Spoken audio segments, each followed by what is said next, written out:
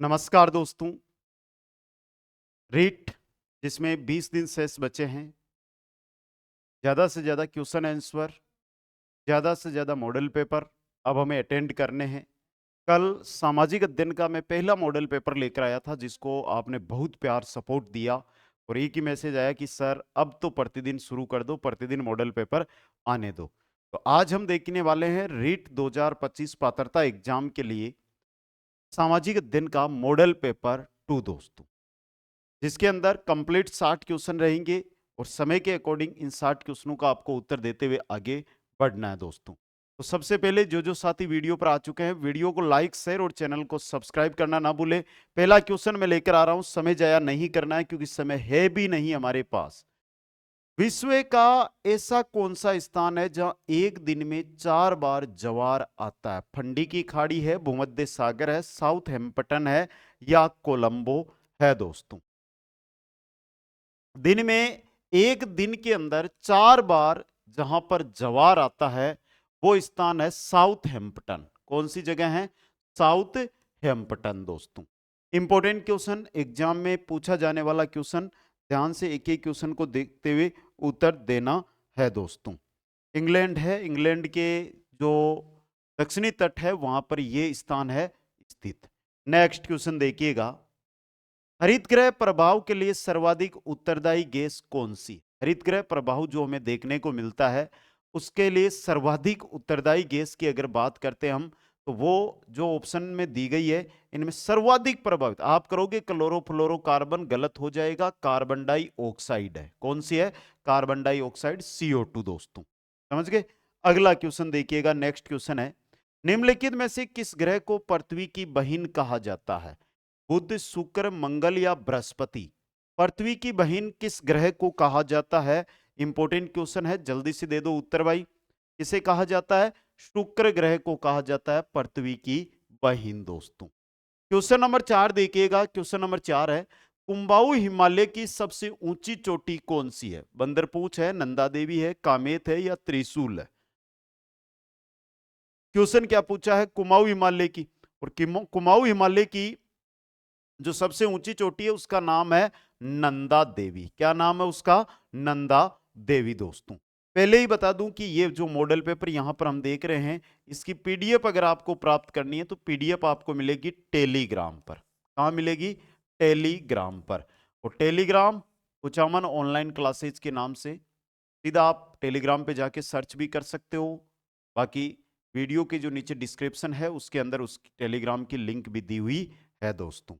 Next question देखिएगा, 10 degree channel किसे अलग करता है?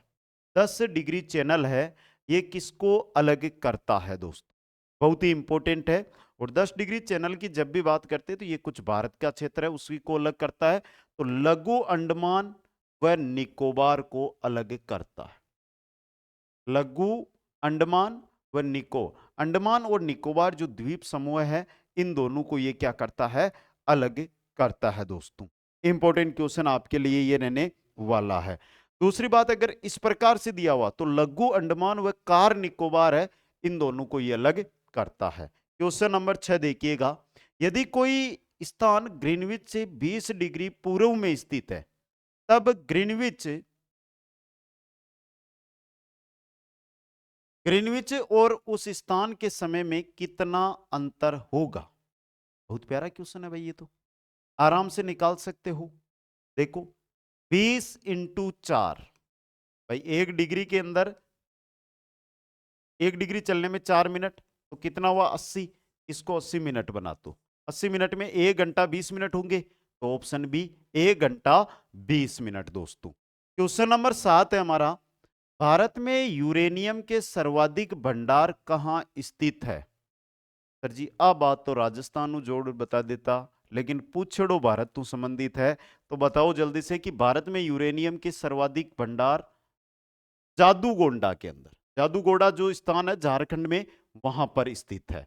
नेक्स्ट क्वेश्चन देखिएगा, विश्व के अधिकांश सक्रिय ज्वालामुखी किस क्षेत्र में पाए जाते हैं? मध्य महाद्वीपीय पेटी, मध्य अटलांटिक पेटी, प्री प्रशांत पेटी या अफ्रीका भ्रंश पेटी? सक्रिय ज्वालामुखी पाए जाते प्री प्रशांत पेटी के अंदर। किसमें? प्री प्रशांत पेटी के अंदर दोस्तों। क्वेश्चन नंबर 10 देखिएगा, काजू की खेती के लिए निम्नलिखित में से कौन सी मृदा सर्वाधिक उपयुक्त होती है? शादियों का सीजन चल रहा है, काजू कतली खाने का मन हो रहा है और क्वेश्चन भी काजू से जुड़ा हुआ आ रहा है। काजू कतली, अरे काजू की खेती तभी तो काजू कतली। कौन सी? लेटेराइट मृदा। काजू की जो खेती है उसके लिए लेटेराइट मृदा सर्वाधिक उपयुक्त होती है। नेक्स्ट क्वेश्चन है, राष्ट्रीय डेयरी अनुसंधान संस्थान कहाँ स्थित है? राष्ट्रीय डेयरी अनुसंधान संस्थान एनडीआरआई है, ये करनाल हरियाणा में है। कहां पर है? करनाल जगह है हरियाणा में, वहां पर स्थित है दोस्तों। नेक्स्ट क्वेश्चन देखिएगा, संसद के किसी सदन के सदस्यों की निर्भरताओं से संबंधित प्रश्नों पर विनिश्चय करने का अंतिम निर्णय किसका होगा? राष्ट्रपति, उच्चतम न्यायालय, सभापति या लोकसभा अध्यक्ष? इंपॉर्टेंट क्वेश्चन है। जो साथी first grade second grade polity से तैयारी कर रहे हैं उनको तो देखते ही उत्तर पता होगा, लेकिन बहुत सारे साथी जो हिंदी इंग्लिश से तैयारी करते हैं उनके लिए यहां पर डाउट खड़ा होगा। तो इसका सीधा सा उत्तर आपको अगर बताऊं तो ऑप्शन ए सही रहेगा आपका, राष्ट्रपति। क्या रहेगा? राष्ट्रपति दोस्तों। क्वेश्चन नंबर 12 देखिएगा, निम्नलिखित उद्देश्यों में से कौन सा एक भारत के संविधान की उद्देशिका में सन्निविष्ट नहीं है? पहला है विचार की स्वतंत्रता है, आर्थिक स्वतंत्रता नहीं है, तो ऑप्शन बी सही रहेगा। अभिव्यक्ति की स्वतंत्रता है, विश्वास की स्वतंत्रता भी सम्मिलित है। नेक्स्ट क्वेश्चन देखिएगा, भारतीय सर्वोच्च न्यायालय में न्यायाधीशों की नियुक्ति कौन करता है? भाई कहीं पर भी हो, न्यायाधीशों की नियुक्ति किसके द्वारा की जाती है? सीधा सा क्वेश्चन है। देखो उत्तर बहुत कमेंट कर रहे हो, क्योंकि लास्ट जो पहला मॉडल पेपर था जिसमें भी आपने उत्तर, मॉडल पेपर तो अटेंड किया लेकिन उत्तर देने में आपने बहुत कंजूसाई की। हर एक क्वेश्चन का उत्तर देते रहो, और यहां पे सही रहेगा राष्ट्रपति, यानी कि बी ऑप्शन। क्वेश्चन नंबर 14 देखिएगा आप, राज्यपाल की विधेयकों पर वीटो शक्ति निम्नलिखित में से किस अनुच्छेद में है? राजस्थान में विधानसभा सदस्य कितने हैं? 200, उन सब पर भारी राज्यपाल। समझ गए? तो वीटो की शक्ति भी कौन से अनुच्छेद में है? अनुच्छेद 200 में है, अनुच्छेद 200 के अंदर। क्वेश्चन नंबर 15 देखिएगा, भारतीय संविधान में क्षमता का अधिकार 5 अनुच्छेदों द्वारा प्रदान किया गया है। ये कौन कौन से अनुच्छेद है? जो समता का अधिकार हमें मिला है वो कौन कौन से अनुच्छेदों में है? वो दिया हुआ है 14 से लेकर 18 तक। तो देखिए अनुच्छेद 14 से अनुच्छेद 18, यानी सी ऑप्शन सही रहेगा। क्वेश्चन नंबर 16 देखिएगा, पंचायती राज व्यवस्था का उद्घाटन राजस्थान में तत्कालीन प्रधानमंत्री जवाहरलाल नेहरू द्वारा किस वर्ष में किया गया था? क्वेश्चन, बगदरी गांव नागौर से इसका उद्घाटन हुआ था, और कब हुआ था? 1959 में। तो ऑप्शन डी आपका यहां पे सही रहेगा। पंचायती राज का उद्घाटन तो राजस्थान से हुआ, लेकिन चुनाव पहले राजस्थान में नहीं हुए थे। तो पंचायती राज के पहले चुनाव किस राज्य में हुए थे? आपके लिए ऑप्शन, उत्तर कमेंट करो जल्दी से। क्वेश्चन नंबर 17 देखिएगा, लिंग बोध से क्या तात्पर्य? बहुत अच्छा क्वेश्चन है भाई। लिंग बोध से क्या तात्पर्य? एक पूरा टॉपिक पढ़ा है हमारे लिंग बोध का। केवल महिलाओं के अधिकारों की वकालत करना, लिंग आधारित भेदभाव को पहचानना और समाप्त करना। केवल महिलाएं, लिंग बोध का मतलब है कि लिंग आधारित, चाहे पुरुष भी हो सकता है महिला भी हो सकती है, जो भेदभाव हो रहा है, बहुत जगह महिलाओं के साथ है तो बहुत जगह पुरुषों के साथ भी तो भेदभाव हो सकता है, उनकी पहचान और उनको समाप्त करना। क्वेश्चन नंबर 18 देखिएगा, संसद के प्रत्येक सदन को बैठक के लिए किन आहूत करता है? कौन करता है? राष्ट्रपति, उपराष्ट्रपति, अध्यक्ष, सभापति या प्रधानमंत्री? बैठक आहूत करने के लिए भारत के राष्ट्रपति। कौन करते हैं? भारत के राष्ट्रपति। नेक्स्ट क्वेश्चन देखिएगा, स्वीप का पूरा नाम क्या है? स्वीप, और स्वीप का पूरा नाम क्या है? सीधा सा क्वेश्चन आपसे पूछा गया है। स्वीप का पूरा नाम सबका साथ सबका विकास नहीं भाई, सुव्यवस्थित मतदाता शिक्षा एवं निर्वाचक सहभागिता। स्वीप का पूरा नाम। क्या पता कल को पेपर में आपके यही क्वेश्चन छप जाए, इसलिए ध्यान से इसको देख लो। इंपॉर्टेंट क्वेश्चन एग्जाम की दृष्टि से ये रह सकता है दोस्तों। अगले क्वेश्चन की ओर बढ़िए। क्वेश्चन नंबर 20 है हमारा। वर्ष 2016 में संसद ने बाल श्रम प्रतिषेध एवं विनियमन अधिनियम 1986 में संशोधन किया, जिसमें किशोर यानी 14 से 18 वर्ष को किस प्रकार के कार्य करवाने पर प्रतिबंध लगाया गया? सभी व्यवसायों के कार्य, जोखिम भरे व्यवसायों व प्रक्रियाओं में नियोजन संबंधी कार्यों के अंदर। 14 से 18 की बात हो रही है, 14 से अंडर की बात यहां पे नहीं हो रही है। नेक्स्ट क्वेश्चन देखिएगा। निम्न में से राजस्थान में थार मरुस्थल में क्षेत्रफल व जनसंख्या के प्रतिशत का सही युग्म। थार का मरुस्थल 61% क्षेत्रफल फैला हुआ है और 40% जनसंख्या यहां पर क्या करती है? निवास। तो ऑप्शन ए आपनोट है सही रहसी। नेक्स्ट क्वेश्चन देखिएगा। निम्नलिखित जलवायु प्रदेश जिला सुमेलित कीजिएगा। सबसे पहले अर्ध शुष्क बांसवाड़ा, झुंझुनू, अजमेर और धौलपुर। अर्ध शुष्क में आएगा आपका झुंझुनू। उप आदर, उपादर में इनमें से आएगा आपका अजमेर। आगे आदर, आदर में आएगा धौलपुर और अति आदर में आएगा बांसवाड़ा। तो 2 3 4 1, 4 3 2 3 4 1 बी ऑप्शन सही रहेगा। नेक्स्ट क्वेश्चन देखिएगा। निम्नलिखित में से उस जिला युग्म का चयन कीजिए जिसमें लाल व पीली मृदा का विस्तार है। लाल व पीली मृदा मध्यवर्ती राजस्थान, जहां पर अरावली संकीर्ण हो जाती है वहां पर, मतलब अजमेर व भीलवाड़ा में। कहां पर? अजमेर व भीलवाड़ा के अंदर। क्वेश्चन नंबर 24 देखिएगा। निम्नलिखित में से किस जिले में अधिकतम आरक्षित वन क्षेत्र का प्रसार है? अधिकतम आरक्षित वन क्षेत्र 12, बीकानेर, उदयपुर या करौली। तो सही रहेगा कहां पर है? उदयपुर के अंदर। नेक्स्ट क्वेश्चन देखिएगा आप।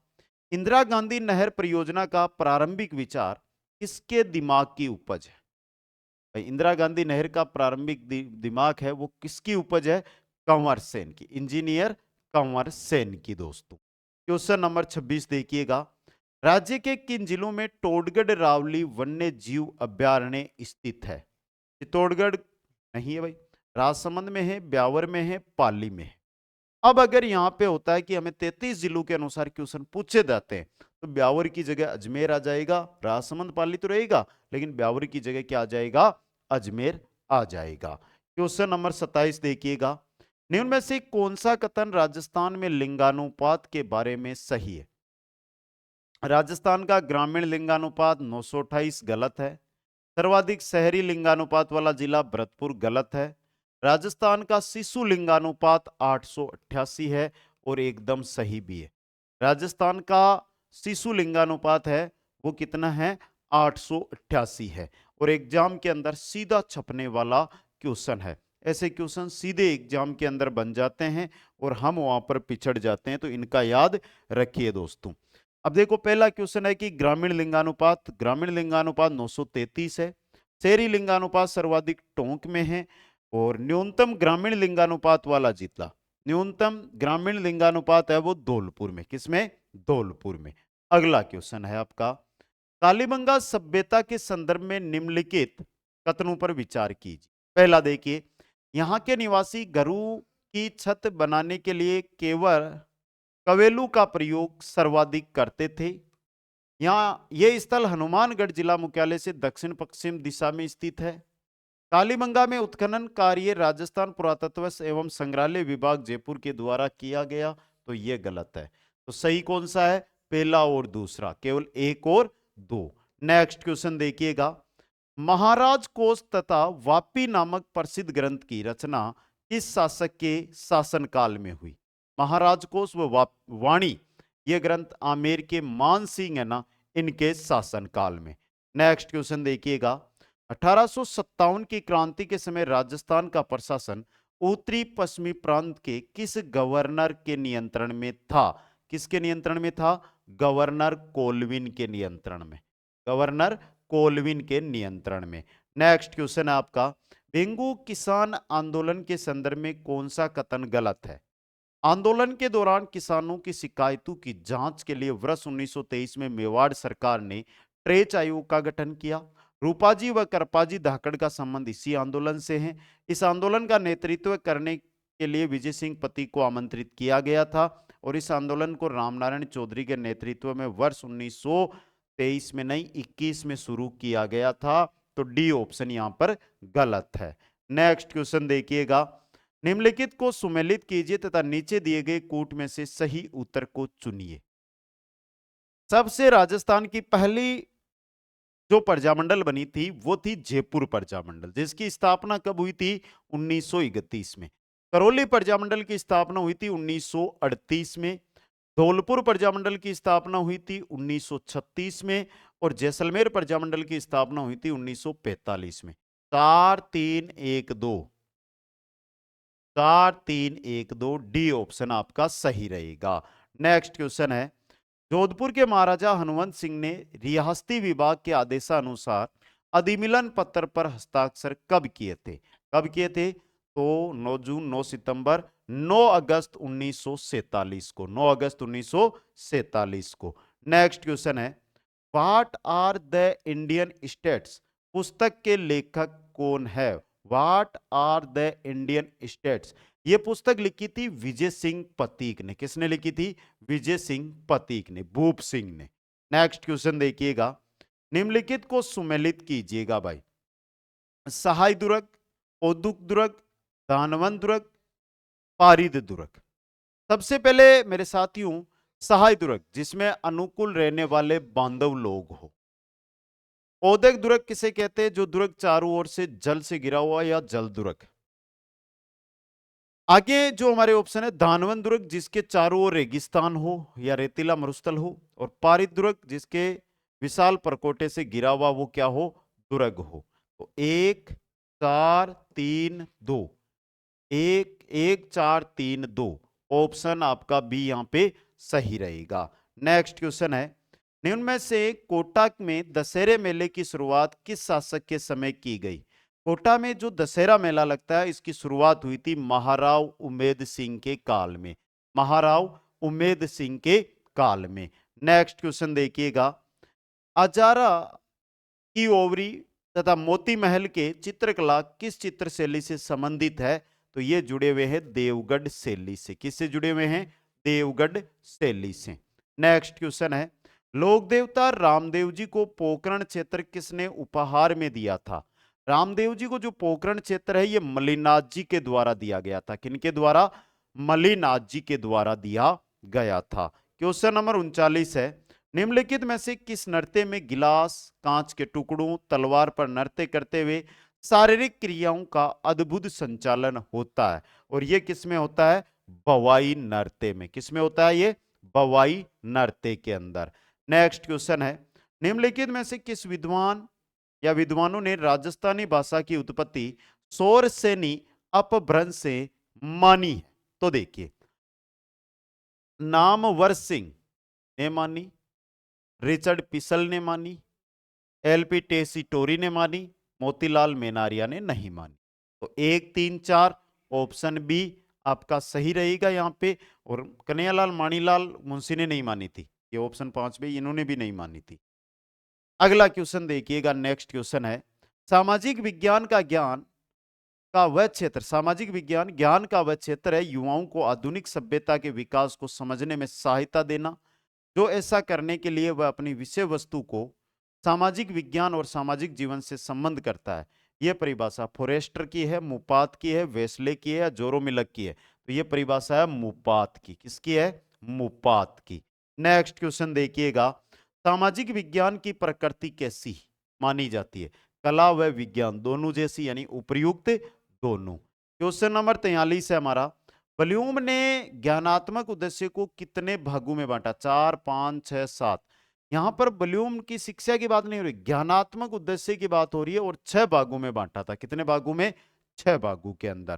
क्वेश्चन नंबर 44 है, नागरिक शास्त्र की उत्पत्ति मानी जाती है ग्रीक, अंग्रेजी, जर्मनी या तुर्की? किससे मानी जाती है? ग्रीक भाषा से दोस्तों। नेक्स्ट क्वेश्चन है आपका, सामाजिक विज्ञान के पाठ्यक्रम को निर्धारित करने में किन किन सिद्धांतों का ध्यान रखा जाता है? रुचि का सिद्धांत, आवश्यकता का सिद्धांत, करके सीखने का सिद्धांत, यानी सभी का, तो उपयुक्त सभी आपका सही रहेगा। क्वेश्चन नंबर 46 देखिएगा, सूक्ष्म शिक्षण का विकास कब किया गया? सूक्ष्म शिक्षण का विकास किया गया था वर्ष 1961 में। कब? वर्ष 1961 में। क्वेश्चन नंबर 47 देखिए, प्रायोजना कार्य कौन सी अवधारणा पर आधारित है? प्रायोजना कार्य अवधारणा पर आधारित है, कौन सी? हटाओ।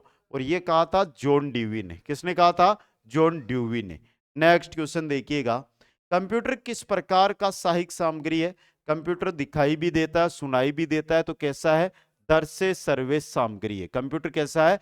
दृश्य सर्वेश सामग्री के अंतर्गत आता है दोस्तों। तो ये क्वेश्चन भी एग्जाम की दृष्टि से इंपॉर्टेंट है। नेक्स्ट क्वेश्चन देखिएगा आप, परीक्षा प्रतिमान का प्रवर्तक किसने किया? परीक्षा प्रतिमान का प्रवर्तक कौन है? पहला है रिचर्ड सचमेन, और सही भी है रिचर्ड सचमेन। क्वेश्चन नंबर 50 देखिएगा, मूल्यांकन की गुणात्मक विधियां कौन सी है? अवलोकन है, साक्षात्कार है, संचयी अभिलेख है, यानी कि उपयुक्त सभी है। तो ऑप्शन डी आपका सही रहेगा। क्वेश्चन नंबर 51 देखिएगा आप, हड़प्पा सभ्यता के नगरों के संदर्भ में कौन सा कथन सही नहीं है?